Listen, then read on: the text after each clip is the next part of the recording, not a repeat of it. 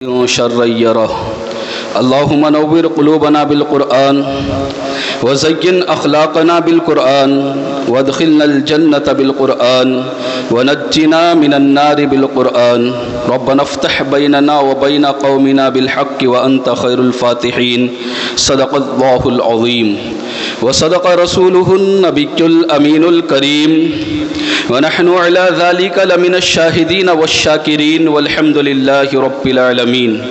بعد توحید کے مت والوں، غوث اعظم کے جانثاروں، آئیے کچھ عرض معروض سے قبل ہم اور آپ مل کر آقا نامدار، مدینے کے تاجدار، امت کے غمخوار، شاہوں کے تاج، آقاؤں کے آقا، ہم غلاموں کے محسن، یتیموں کے سہارا، صبح کائنات کے شمس الضحیٰ، شام کائنات کے بدر الدجا، محمد عربی روح فدا صلی اللہ تعالی علیہ وسلم کی بارگاہ میں جس طرح سے میں پڑھاتا ہوں، میرے ساتھ مل کر پڑھیے الصلاۃ والسلام علیک یا رسول اللہ، الصلاۃ والسلام علیک یا حبیب اللہ، الصلاۃ والسلام علیک یا نبی اللہ صلی اللہ تعالی علیہ وسلم۔ برادران ملت اسلامیہ، خطبہ مسنونہ کے بعد میں نے ایک سورہ کی تلاوت کرنے کا شرف حاصل کیا۔ اللہ رب العزت سے دعا ہے کہ اس سورہ کے متعلق مجھے حق کہنے، آپ کو حق سننے، ہم سب کو اس پر عمل کرنے کی توفیق عطا فرمائے۔ یہ وہ سورہ ہیں جس کے تعلق سے اللہ کے رسول تاجدار مدینہ صلی اللہ تعالی علیہ وسلم نے ارشاد فرمایا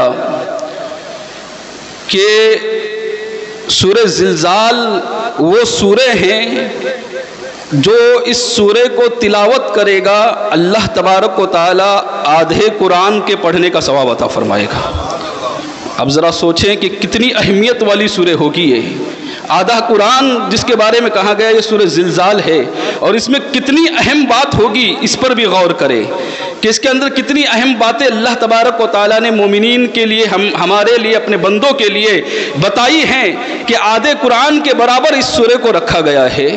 برادران ملت اسلامیہ، سب سے پہلے پھر میں اس سورہ کا ترجمہ کروں تاکہ آپ کو اس کا مفہوم سمجھ میں آ جائے، معنی سمجھ میں آ جائے، پھر میں اپنی بات کو آگے بڑھاؤں گا۔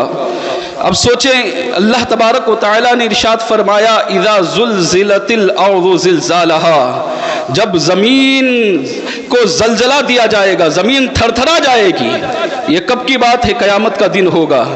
زمین کے اندر ایسا زلزلہ آئے گا کہ وہ زلزلہ عام زلزلوں جیسا نہیں ہوگا، بہت خطرناک زلزلہ ہوگا، جس کے تعلق سے قرآن عظیم نے دوسری جگہ فرمایا یا ایھا الناس اتقوا ربکم ان زلزلۃ الساعۃ شیء عظیم، اپنے رب سے ڈرو اے لوگو، اپنے رب سے ڈرو، اس لیے اور اس ساعت سے ڈرو جو زلزلے کی ساعت ہے، اور وہ کوئی چھوٹی چیز نہیں ہے، شیء عظیم، وہ بہت بڑی چیز ہے جسے اللہ تبارک و تعالیٰ بڑی چیز کہے۔ اب سوچئے کہ وہ زلزلہ کیسا ہوگا۔ اذا زلزلت الارض زلزالها واخرجت الارض اثقالها، اللہ رب العزت فرماتا ہے اس دن زمین اپنے ساری چیزیں جو اس کا بوجھ ہے وہ سب کچھ باہر پھینک دے گی۔ وَأَخْرَجَتِ الْأَرْضُ أَثْقَالَهَا، ایسا زلزلہ آئے گا کہ وَأَخْرَجَتِ الْأَرْضُ أَثْقَالَهَا، زمین اپنے سارے بوجھ کو باہر پھینک دے گی۔ اللہ اکبر۔ اس سے دو چیزیں مراد ہیں۔ مفسرین نے لکھا کہ قیامت کے دن جتنے مردے زمین کے اندر ہیں وہ سب کے سب باہر آئے گے۔ وَأَخْرَجَتِ الْأَرْضُ أَثْقَالَهَا، زمین اپنے سارے بوجھ جو ہیں، جتنے مردے ہیں، سب کے سب زمین کے باہر آ جائے گے۔ اور ایک تفسیر میں اس کے یوں بھی بیان کیا گیا کہ ہوگا یوں کہ جب زلزلہ آئے گا وَأَخْرَجَتِ الْأَرْضُ أَثْقَالَهَا، زمین اپنے بوجھ کو اس طرح سے پھینکے گی کہ زمین کے اندر جو چیزیں ہیں، جتنا خزانہ ہے، سب کے سب باہر آئے گا۔ لیکن زلزلہ اتنا خطرناک ہوگا کہ کوئی اس کی طرف دھیان بھی نہیں دے گا، کسی کا دھیان بھی نہیں، سارا خزانہ زمین کا سامنے پڑا ہوا ہوگا لوگوں کے، لیکن لوگ جو ہیں اس سے کنارہ کشی اختیار کریں گے، لوگ اس کو ہاتھ تک نہیں لگائیں گے، اور پھر لوگ آ کر کہیں گے اس کے پاس، کہیں گے افسوس، یہ وہی خزانہ ہے، یہ وہی دولت ہے، یہ وہی سرمایہ ہے جس سرمایہ کے لیے میں نے اپنے اچھے دوست سے دشمنی دشمنی کیا تھا، یہ وہی سرمایہ ہے جس کی وجہ سے میں نے اپنے بھائی سے دشمنی کیا تھا، یہ وہی سرمایہ ہے جس کی وجہ سے میں نے اپنے قریبی رشتہ داروں سے دشمنی کیا تھا۔ برادران ملت اسلامیہ، وہ ساری کی ساری بے وقعت ہمارے سامنے پڑی ہوگی، جس کی کوئی حیثیت نہیں ہوگی، جس کی کوئی وقعت نہیں ہوگی، وہ سارا کے سارا خزانہ ہمارے سامنے پڑا ہوگا اور کوئی اس کو ہاتھ تک نہیں لگائے گا، اور اس وقت پھر انسان افسوس کرے گا۔ قرآن کہتا ہے وَأَخْرَجَتِ الْأَرْضُ أَثْقَالَهَا، اور آگے فرمایا وَقَالَ الْإِنسَانُ مَا لَهَا، جب دیکھے گا نا کہ یہ حال ہو رہا ہے کہ کوئی سے ہاتھ بھی نہیں لگا رہا ہے، جس کے لیے زندگی بھر لڑتا رہا، زندگی بھر جس کے لیے کوشش کرتا رہا، آج بے حیثیت وہ چیز پڑی ہوئی ہے سامنے، تو جب وہ دیکھے گا تو انسان کہے گا وَقَالَ الْإِنسَانُ مَا لَهَا، قرآن کہتا ہے انسان کہے گا کہ اسے کیا ہو گیا ہے، انسان کہے گا اسے کیا ہو گیا ہے۔ وَقَالَ الْإِنسَانُ مَا لَهَا بِأَنَّ رَبَّكَ أَوْحَىٰ لَهَا، اور یہ اس لیے ہوگا کیونکہ تمہارے رب نے اس کو حکم دیا ہوگا۔ برادران ملت اسلامیہ، اب سوچو وَقَالَ الْإِنسَانُ مَا لَهَا، آگے کہا يَوْمَئِذٍ تُحَدِّثُ أَخْبَارَهَا، اس دن زمین اپنے سارے رازوں کو اگل دے گی، زمین خبریں دے گی۔ آقا علیہ الصلوۃ والسلام نے فرمایا اے میرے صحابیوں، جانتے ہو زمین کن چیزوں کی خبریں دیں گی، کیا باتیں بتائے گی؟ تو اللہ کے صحابہ نے عرض کیا یا رسول اللہ صلی اللہ علیہ وسلم، اللہ اور اس کے رسول بہتر جانتے ہیں، کس چیز کی خبر دے گی؟ تو اللہ کے رسول صلی اللہ تعالیٰ علیہ وسلم نے ارشاد فرمایا کہ جس جگہ پر کسی انسان نے کوئی گناہ کیا ہوگا وہ زمین اس گناہ کی بھی خبر دے گی، اور کوئی نیکی کی ہوگی تو اس نیکی کی بھی خبر دے گی۔ یعنی آپ نے جس جگہ پر گناہ کیا ہے وہ جگہ آپ کے لیے گواہ بن گئی، ہمارے لیے گواہ بن گئی ہے۔ جس جگہ پر ہم نے اچھائی کی ہے، ہر اچھائی کی خبر اللہ تبارک و تعالیٰ کو زمین دے گی، وہ جگہ دے گی۔ برادران ملت اسلامیہ، یہی وجہ ہے کہ ایک مرتبہ ایک اللہ والے ایک جگہ پر جا کر رونے لگے، اور اکثر اس جگہ پر جاتے تھے تو روتے تھے۔ لوگوں نے پوچھا اس اللہ والے سے کیا وجہ ہے کہ آپ اس جگہ پر جاتے ہیں تو روتے ہیں؟ تو اس اللہ والے کا خوف دیکھیے، آخرت کی فکر دیکھیے اس اللہ والے کی۔ وہ کہتے ہیں یہ وہ جگہ ہے جب میں بہت چھوٹا تھا، نابالغ تھا، اس وقت اس جگہ پر مجھ سے ایک گناہ سرزد ہو گیا تھا، وہ جگہ جب بھی میرے سامنے آتی ہے وہ گناہ مجھے یاد آتا ہے جو کم سنی کی عمر میں کیا تھا، چھوٹی عمر میں گناہ کیا تھا، اس لیے میں اس جگہ کو دیکھ کر روتا ہوں۔ اللہ اکبر۔ مسلمانوں، آج ہم شاید کون سی ایسی جگہ ہے جہاں پر ہم گناہ نہیں کر رہے ہیں؟ کون سی جگہ ہے ایسی جہاں پر ہم بدعمالیاں نہیں کر رہے ہیں؟ جہاں آج موبائل کا دور ہے، موبائل کا زمانہ ہے، حال یہ ہے کہ جس جگہ پر بیٹھتے ہیں وہیں پر گناہ شروع ہوتا ہے، چاہے وہ آپ کا روم ہو، آپ کا کمرہ ہو، یا لوگوں کے درمیان ہو، یا کہیں پر بھی بیٹھے ہو، حال یہ ہے کہ جیسے ہی آپ کا موبائل آن ہوا اس کے اندر گناہ شروع ہو جاتے، کسی سے چیٹنگ کر رہے ہیں اور فحش اور عریانیت والے مناظر دیکھے جا رہے ہیں۔ برادران ملت اسلامیہ، اب ذرا سوچیں اور غور کریں کہ قیامت کے دن جس جگہ پر ہم نے گناہ کیا ہوگا وہ جگہ ہمارے لیے گواہی دے گی، اور اگر ذرہ برابر بھی ہم نے نیکی کی ہے تو وہ بھی ہمارے لیے ہمارے سامنے آئے گی، اور اگر گناہ کیا ہے تو گناہ بھی ہمارے سامنے آئے گا۔ برادران ملت اسلامیہ، قرآن کہتا ہے یومئذ تحدث اخبارها بان ربک اوحی لها، اور یہ اس لیے ہوگا کہ اسے رب نے حکم دیا ہے، اور رب نے حکم دیا ہے تو یہ مت سوچنا کہ یہ ممکن نہیں، کیسے ہوگا یہ مت سوچنا، رب کا حکم ہے، یہ وہ ہو جائے گا، اللہ تبارک و تعالیٰ کے حکم سے ہوگا۔ بِأَنَّ رَبَّكَ أَوْحَىٰ لَهَا، قرآن کہتا ہے کہ يَوْمَئِذٍ يَصْدُرُ النَّاسُ أَشْتَاتًا لِيُرَوْا أَعْمَالَهُمْ، اس دن ہم مختلف حالتوں میں لوگوں کو اٹھائیں گے، جب قبروں سے اٹھیں گے لوگ تو مختلف حالتیں ہوگی۔ آج ایسا ہے کہ کوئی کسی کے چہرے کو دیکھ کر نہیں بتا سکتا کہ یہ گنہگار ہے یا اچھا انسان ہے، یہ جنتی ہے یا جہنمی ہے۔ کسی کا چہرہ دیکھ کر آپ بتا سکتے ہیں کہ یہ جنتی ہے یا جہنمی ہے؟ نہیں بتا سکتے، کیونکہ دنیا کے اندر اللہ تبارک و تعالیٰ نے ہماری پردہ پوشی فرمائی ہے، لیکن قیامت کے دن جو ہیں جب اٹھیں گے تو مختلف حالتوں میں اٹھائے جائیں گے۔ جنتیوں کا چہرہ بتائے گا کہ یہ جنتی ہے، دودھ سے زیادہ سفید ان کا چہرہ ہوگا، وہ چہرہ بتائے گا کہ یہ جنتی ہے، اور جہنمیوں کا چہرہ بتائے گا کہ یہ جہنمی ہے۔ یہ کیوں اٹھایا جائے گا؟ یومئذ یصدر الناس اشتاتا، کیوں اٹھایا جائے گا؟ قرآن کہتا ہے لیروا اعمالہم، تاکہ ان کو ان کے اعمال دکھائے جائے، جو کیا ہے پوری زندگی بھر، جو جو کرتوت کیے ہیں، جو جو کارنامے کیے ہیں، وہ سب کے سب اس دن دکھائے جائے گی۔ لیروا اعمالہم، ہر چیز ہمارے سامنے ہوگی۔ آپ یہ نہ سوچنا کہ میں نے چھوٹا گناہ کیا ہے وہ سامنے نہیں آئے گا، لہذا چھوٹے سے چھوٹا گناہ ہمارے سامنے ظاہر کر دیا جائے گا۔ اللہ تبارک و تعالیٰ ایک مقام پر فرماتا یوم تعرضون لا تخفی منکم خافیہ، غور کرے قرآن فرماتا ہے، میں قرآن پڑھ رہا ہوں آپ کے سامنے، یہ رب کا کلام ہے۔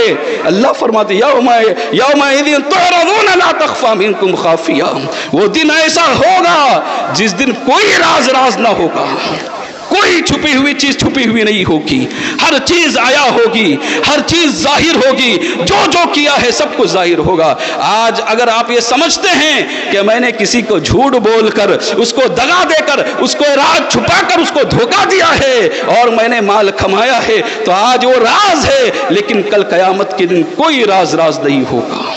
اللہ فرما رہا ہے لا تخفی منکم خافیہ، کوئی راز نہیں ہوگا، سب کچھ آیا ہوگا، سب کچھ ظاہر ہوگا۔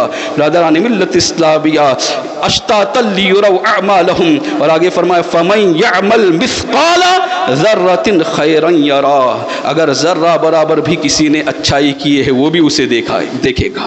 ومن یعمل مثقال ذرۃ شرا یرا، اگر ذرہ برابر اگر کسی نے برائی کی ہے، شر کیا ہے، تو وہ بھی اس کے سامنے ہوگا۔ اللہ اکبر۔ ذرہ کسے کہتے ہیں جانتے ہو؟ مفسرین نے ذرے کی تشریح یوں بھی کی ہے کہ آپ جب دیکھتے ہیں کہ گھر کے اندر کبھی کبھی جب باہر کی دھوپ آتی ہے تو اس میں چھوٹے چھوٹے باریک ذرات نظر آتے ہیں جو اڑتے ہوئے نظر آتے ہیں، کتنا چھوٹا ہوتا ہے۔